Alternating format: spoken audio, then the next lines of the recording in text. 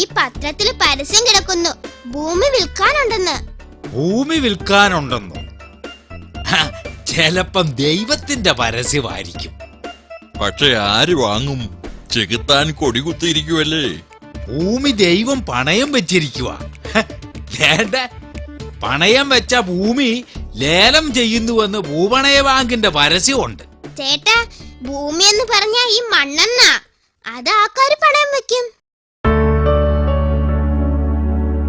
ഭൂപണയ ബാങ്കിൽ പണയം വെച്ചാ കാശ് കിട്ടാൻ എളുപ്പമാന്നാ പറയുന്നേ. നമുക്കല്പം മണ്ണുള്ളത് പണയം വെച്ചാൽ എന്നാ? അതിന് എനിക്ക് മണ്ണില്ലല്ലോ, എല്ലാം നിന്റെ പേർക്ക് എഴുതി വെച്ചിരിക്കുവല്ലേ. സ്വന്തമായി കുറച്ച് കളിമണ്ണ് കാണുമല്ലോ തലയില്. അപ്പൊ സ്വന്തം പേരിൽ ഒന്നുമില്ലേ? സ്വന്തം പേരിൽ 4 അക്ഷരമുണ്ട്. അതും ഭാര്യ അവരുടെ പേരിൽ കൂട്ടിച്ചേർത്തു.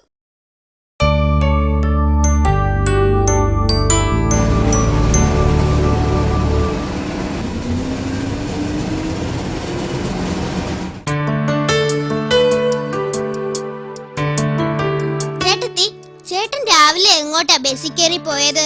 കൊച്ചിയിലോട്ട് പോയതാ. ചേട്ടൻ എന്നാത്തിനാ പോയത്? നീ പോയി തിരക്ക്.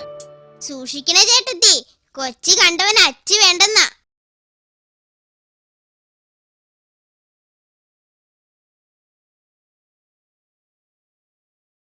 ഇരിക്കൂ, എന്താ വേണ്ടത്?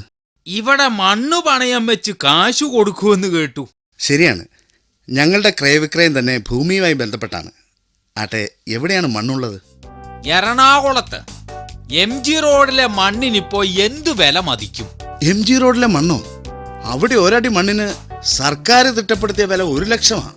എന്നാ പിന്നെ ഇതങ്ങോട്ട് വെച്ചിട്ട് കാശിങ് തന്നാട്ടെ, ഒരു 2 ലക്ഷം തന്നാ മതി. മനസ്സിലായില്ല സാറേ, ഇത് MG റോഡിലെ മണ്ണ, 2 അടി കൂടുതലുണ്ട്. ആരും കയ്യേറുമെന്ന് പേടിക്കണ്ട.